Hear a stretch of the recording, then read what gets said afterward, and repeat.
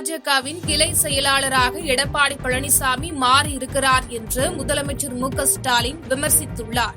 விருதுநகரில் நேற்று திமுக இளைஞர் அணியின் தென்மண்டல நிர்வாகிகள் சந்திப்பு கூட்டம் நடைபெற்றது. இதில் பங்கேற்று பேசிய முதலமைச்சர் மு.க.ஸ்டாலின், தமிழ்நாட்டிற்கு ஜீரோ என்று சொன்ன மத்திய அரசை எதிர்த்து குரல் கொடுக்காமல் பாஜகவின் கிளை செயலாளராக மாறியிருக்கிறார் பழனிசாமி. நான் தான் கூட்டணிக்கு தலைமை என்று சொல்லிக் கொண்டு இருக்கிறார் எனவும் விமர்சித்து பேசினார். மேலும் தொடர்ந்து பேசிய அவர், இதுவரை அடைந்த தோல்வியை விட மிகப்பெரிய தோல்வியை பாஜகவும் சுயநலத்திற்காக சுயமரியாதையை விற்று டெல்லிக்கு சேவகம் செய்யும் அதிமுகவும் அடைய போகிறது எனவும் காட்டம் தெரிவித்தார். பாஜக மட்டுமில்லாமல் ஒட்டுமொத்தமா என்டிஏ கூட்டணியும் 2024 நாடாளுமன்ற தேர்தல் போலவே சட்டமன்ற தேர்தலையும் ஜீரோ ஆக்கணும். தமிழ்நாட்டுக்கு ஜீரோ சொன்ன ஒன்றிய அரசை எதிர்த்து குரல் கொடுக்காம பாஜகவுடைய கிளை செயலாளராக மாறியிருக்கிறார் எதிர்க்கட்சி தலைவர் பழனிசாமி. எடப்பாடி பழனிசாமி இப்ப முழுசா என்டிஏ பழனிசாமியாக மாறியிருக்கிறார். நானும் ரவுடிதான்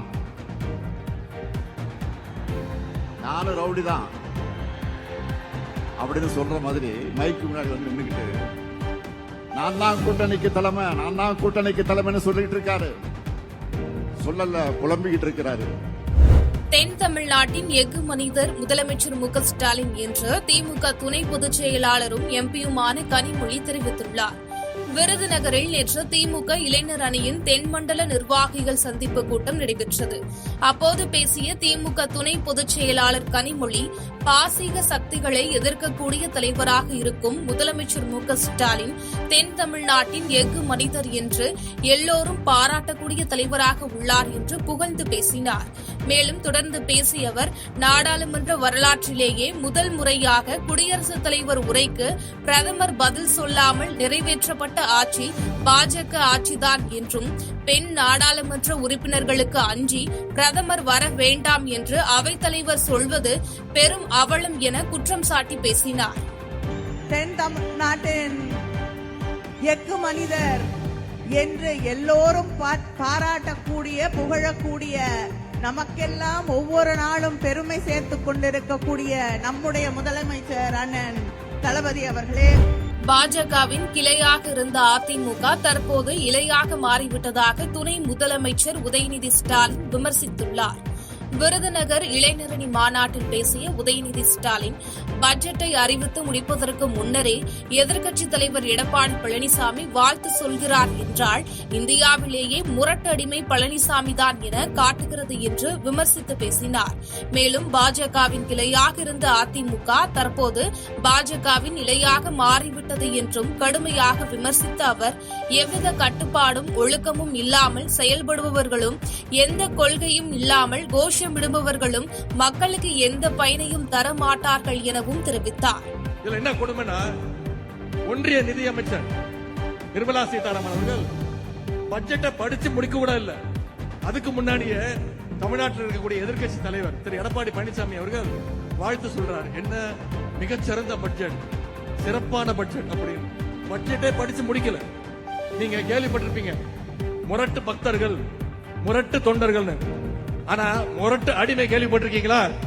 திரு எடப்பாடி பழனிசாமி அவர்கள் தான் இந்தியாவிலே இப்ப மிகப்பெரிய முரட்டு அடிமை. சனாதன சக்திகளை வீழ்த்த சூளுரை ஏற்கப்படும் மாநாடாக தமிழ் புலிகள் கட்சியின் மாநாடு இருக்கும் என கட்சி தலைமை தெரிவித்துள்ளது. தமிழ் புலிகள் கட்சியின் மாநில மாநாடு இன்று கரூரில் நடைபெறவுள்ளது. கரூர் திருச்சி தேசிய நெடுஞ்சாலையில் உள்ள கோடாங்கிப்பட்டி என்ற இடத்தில் இதற்கான பிரம்மாண்ட ஏற்பாடுகள் செய்யப்பட்டுள்ளன. இந்த நிலையில் மாநாடு குறித்து கட்சி நிர்வாகிகள் செய்தியாளர்களிடம் தெரிவிக்கையில், மேற்கு மண்டலங்களில் பாஜக மற்றும் RSS போன்ற அமைப்புகளின் வளர்ச்சியை தடுத்து அங்கு சனாதன சக்திகளுக்கு இடமில்லை என்பதை நிரூபிப்பதே இந்த மாநாட்டின் முக்கிய நோக்கம் என தெரிவித்தனர். மேலும் பாஜகவின் சதி திட்டங்களிலிருந்து அதிமுக எச்சரிக்கையாக இருக்க வேண்டும் என்றும், தமிழகத்தில் சங் பரிவார் சக்திகளை பெரியார் அம்பேத்கர் கொள்கைகளால் முறியடிப்போம் என்றும் அக்கட்சி நிர்வாகிகள் தெரிவித்தனர். மோடிஜி அல்லது அமித்ஷாஜி அவர்களுடைய நோக்கம் என்னவென்று சொன்னால், அவர்களால் தமிழ்நாட்டில் இப்பொழுது கால் பதிக்க முடியாது என்பதும் தெரியும். 2026 அவர்களால் வெல்ல முடியாது என்பதும் அவர்களுக்கு தெரியும். ஆனால் இங்கே திராவிட முன்னேற்ற கழகத்திற்கு எதிராக அல்லது எதிர்க்கட்சியாக இருக்கிற அனைத்து இந்திய அண்ணா திராவிட முன்னேற்ற கழகத்தை விழுங்கி அல்லது சிதைத்து அதன் மூலமாக திமுகவிற்கு எதிர்க்கட்சியாக வரக்கூடிய முயற்சியில் பிஜேபி ஈடுபட்டு வருகிறது. எனவே இந்த இடத்தில் தமிழ்நாடு எச்சரிக்கையாக இருக்கிறது. அனைத்து இந்திய அண்ணா திராவிட முன்னேற்ற கழகம் பிஜேபியிடமிருந்து எச்சரிக்கையாக இருக்க வேண்டும் என்பதைத்தான் இந்த இடத்துல நாங்கள் வலியுறுத்த கடமைப்பட்டிருக்கிறோம். வைகை அணையிலிருந்து கள்ளந்திரி மற்றும் பேரணை கால்வாய் பாசனத்திற்காக வினாடிக்கு 600 கன அடி வீதம் தற்போது தண்ணீர் திறக்கப்பட்டுள்ளது. தேனி மாவட்டம் ஆண்டிப்பட்டி அருகே அமைந்துள்ள மொத்தம் 71 அடி உயரம் கொண்ட வைகை அணையிலிருந்து தமிழக அரசின் உத்தரவுப்படி மதுரை கள்ளந்திரி மற்றும் பேரணை கால்வாய் பாசனத்திற்கு வினாடிக்கு 600 கன அடி வீதம் தற்போது தண்ணீர் திறக்கப்பட்டுள்ளது.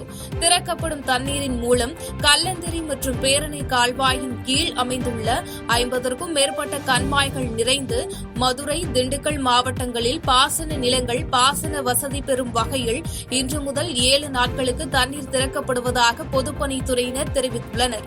மேலும் தண்ணீர் திறப்பால் தேனி, மதுரை, திண்டுக்கல் ஆகிய 3 மாவட்ட கால்வாய் கரையோரங்களில் வசிக்கும் மக்களுக்கு வெள்ள அபாய எச்சரிக்கை விடுக்கப்பட்டுள்ளது.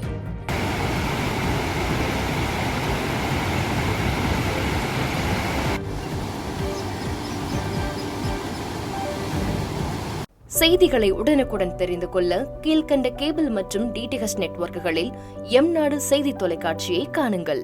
பாதகம் செய்பவரை கண்டால் நாம் பயம் கொள்ளலாகாது பாப்பா.